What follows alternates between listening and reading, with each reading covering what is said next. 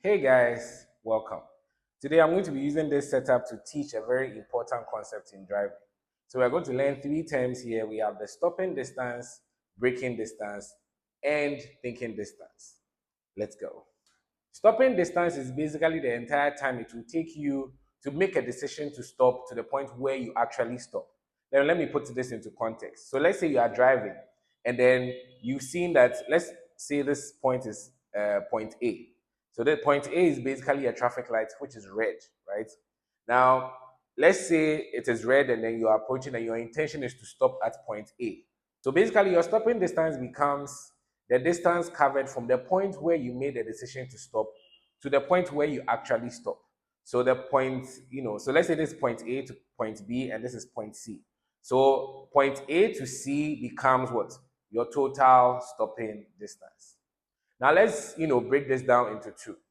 Now, the moment you make your mind to stop, you don't just stop immediately or apply your brakes immediately.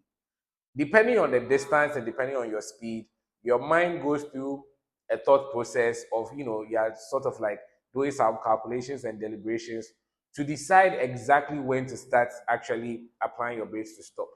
So let's say this vehicle is approaching, has made his mind to stop at point A, and then let's say he or she the person driving it is coming at a very, very top speed. Okay, he has assessed the distance. Okay, let me just stop accelerating and then allow the vehicle to coast this way. When I get to this point, then I start applying my brakes.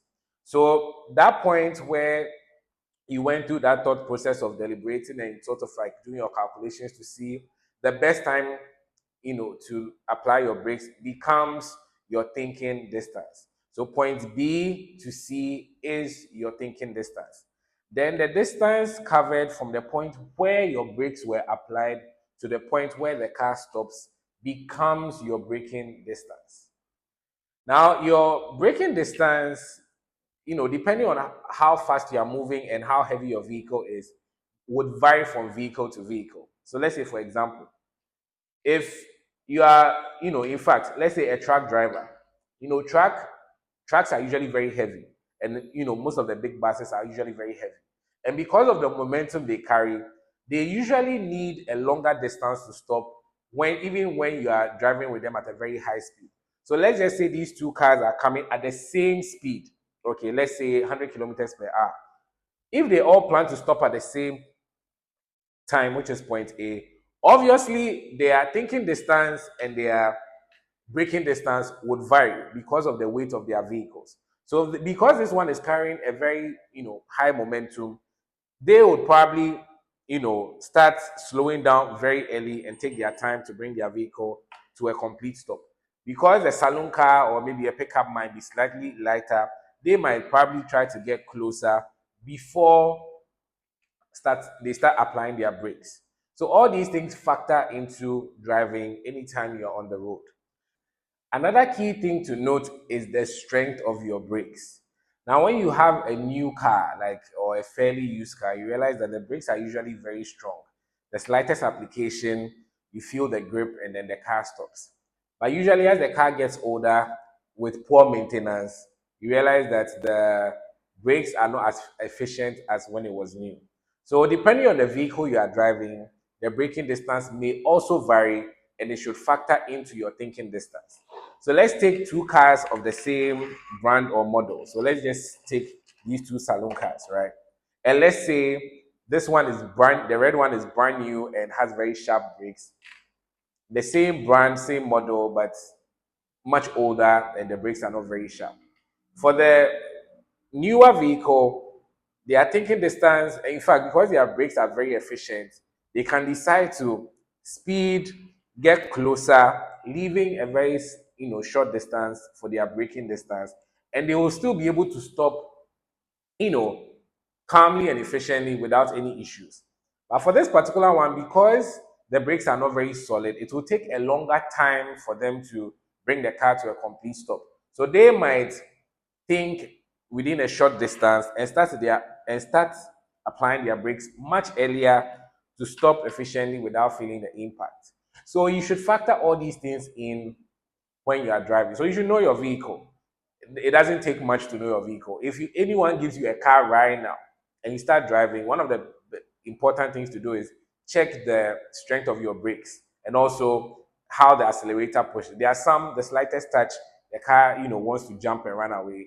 There are some too, it takes time to build speed and vice versa. So take note of this as a driver. Now, this is one of the main reasons why it is not safe to cross a truck or a big bus. The thing about them is that, like I said, they are very heavy. When they are able to gather speed, it is very difficult for them to stop immediately. They need time to calm the vehicle down to stop. So it is very unwise to cross them when you are driving. So sometimes on a highway or motorway, when you want to cross them or you're attempting to cross them, they usually sound their horn on you very vigorously to create that sense of urgency that please don't dare.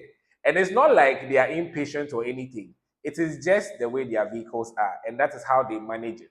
So please, anytime you are driving, make sure you don't, especially if you are driving a saloon car, be sure not to cross a truck or a bus or a trailer unnecessarily. Any type of big vehicle, don't cross them unnecessarily.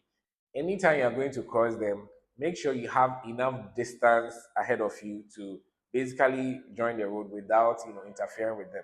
So let's say this bus, you want to overtake it. Just make sure you bypass the track, leaving a considerable distance before you join the road.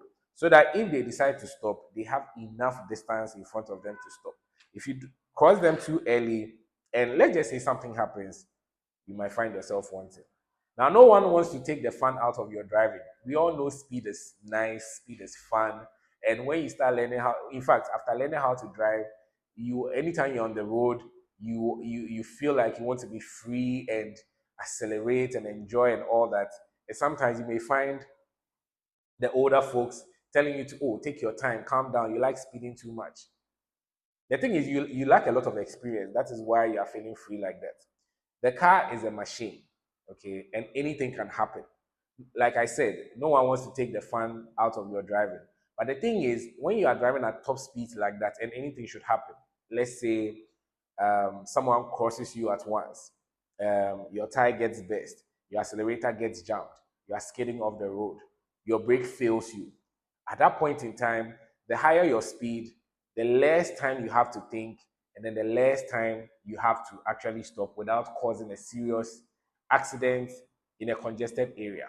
So to be on the safe side, that is why you are always, advised to drive at lower speeds and also stick within the speed limits when you find yourself in certain areas. I'll be doing a series on how to manage emergencies like brake failure, tire burst, accelerator jam, and skidding, in my subsequent videos. So stay tuned and don't go anywhere. Everyday driving requires that anytime you are driving, you always, do these calculations where you are thinking and making decisions to react and stop at the right time. And you do so in a manner that does not affect yourself, the passengers you are carrying, or maybe the load that you are carrying. So acceleration and deceleration should be done gradually. So when you are driving, everyday driving, you don't always drive absent-minded, and before you realize you come across a hazard and you have to react and stop at once. No, for your passengers to always feel the impact of the brakes. That is not a sign of a good driver. On occasion, during emergencies, it can happen. Sometimes you are driving, someone will cross you all of a sudden, a pedestrian may cross you, a cyclist, and you have to slam the brakes at once to, you know, avoid hitting them. It is very, very normal, and you're supposed to always be sharp, fully focused to react on time. But like I said, for everyday driving, always, be doing your calculations and factor in your thinking distance and braking distance. Drive at a safe speed. That would give you more time to think and also react anytime danger appears. And if it is something you couldn't anticipate and it happens, we have some crazy people on the road. Be ready to stop at once to prevent any collisions. And even if there will be any collision, the damage will be very minimal. If you found this video very useful, drop a like, give me a comment. Always remember to drive safe on the road. Adios.